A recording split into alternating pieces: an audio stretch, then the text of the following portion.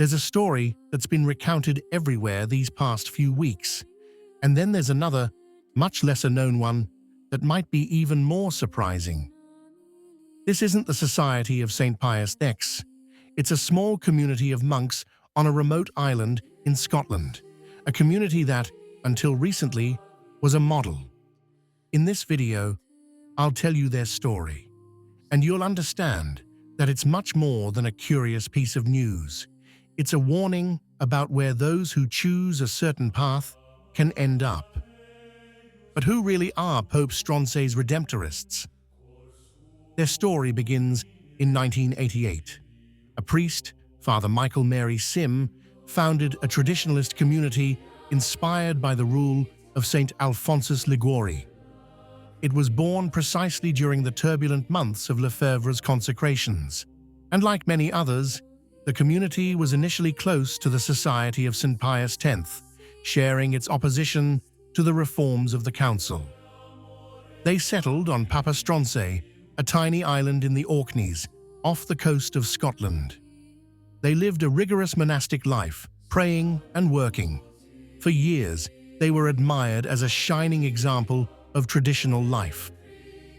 They were also present in New Zealand, in Christchurch, young people who left everything for that austere life. It was the dream of many traditionalists, a fervent, serious, and what's more, legal community. Catholic magazines around the world spoke of them with admiration. Their books, calendars, and videos circulated among the faithful as a sign of hope. Here, many said, was a community that had found its balance. And here comes the moment that makes everything more interesting, because this community, at a certain point, makes a courageous choice. It returns home. In 2008, they reconciled with Rome. In 2012, they were officially established as a religious institute in the Diocese of Aberdeen. They are fully recognized Catholics, in full communion. It seems like the perfect story. Tradition and obedience finally together, living proof that one can be faithful to the Mass of all time without breaking with the Pope. But then, something goes wrong. And here, the story gets darker. In October 2025, the monks published an open letter. In that letter, they reach a drastic conclusion. The Catholic faith of all time, they say, is now incompatible with what they call the new modern church, the fruit of Vatican II.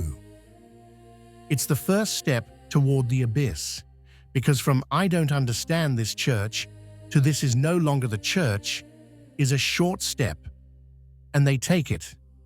On May 26, the feast of St. Athanasius, they published a document with the significant title, "The Dogma by which to orient ourselves," and they openly declared sedevacantism.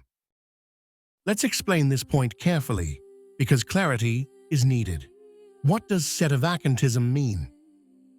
It means maintaining that the See of Peter is empty, that the popes of recent decades are not true popes, and that the throne of Peter is effectively vacant. In their case, it has been vacant since John 23rd. It is no longer the position of the Society of St. Pius X that the Pope recognizes him and names him in the canon of the Mass. It is something radically different. It is denying that there is a Pope. And let's be honest, sedevacantism is nothing new. Since the Council, small groups have chosen this path, convinced they were the only Catholics left. It almost always ended the same way, in division, and then in the division of divisions. And we come to the present day.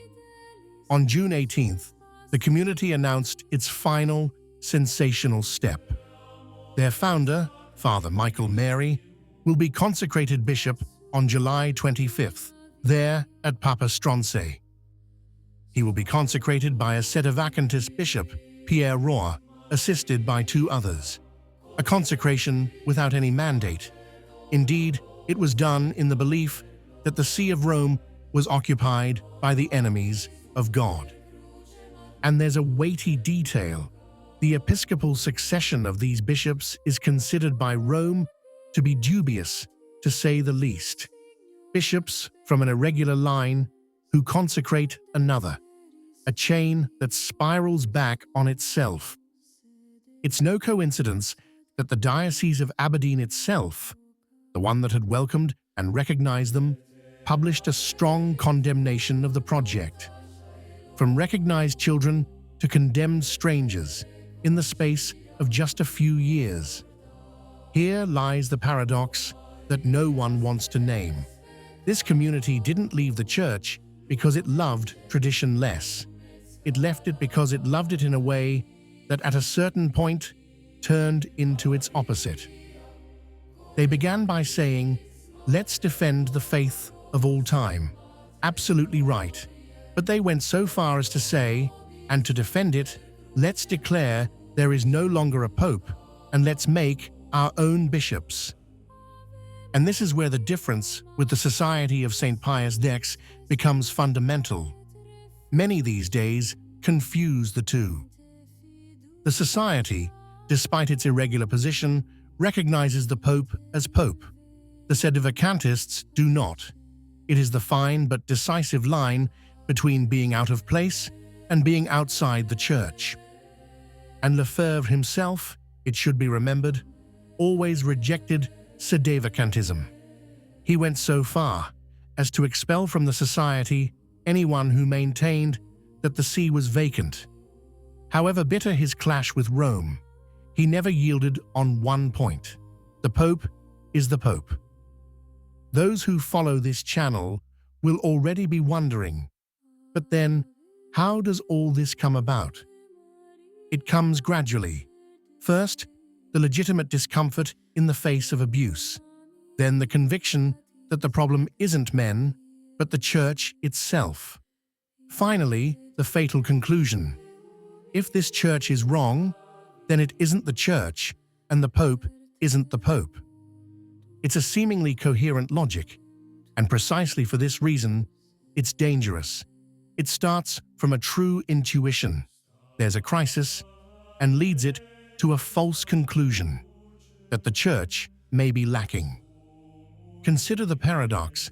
It was Benedict XVI, the Pope beloved by traditionalists, who welcomed them back in 2008. They had what many dream of: recognition, peace with Rome, the guarantee of the old Mass, and they threw it away. The time has come to answer the question we opened with.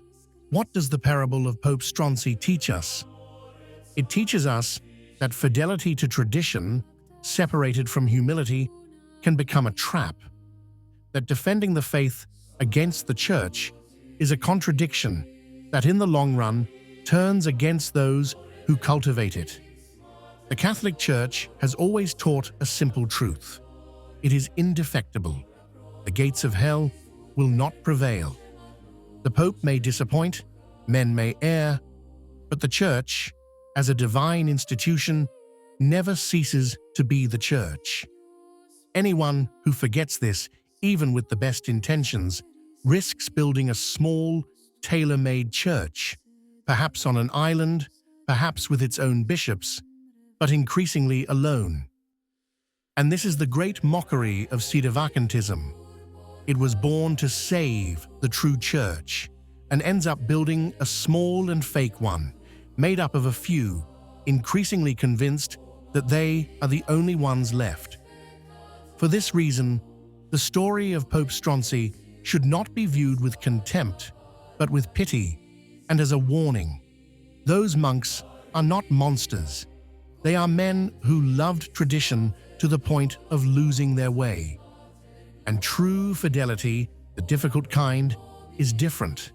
It's staying within, suffering within, fighting within, holding together love for tradition and love for the Pope, even when it costs, because outside of that tension, there is no purer Church. There is only solitude. What do you think? If you liked the video, comment, Amen. God bless you.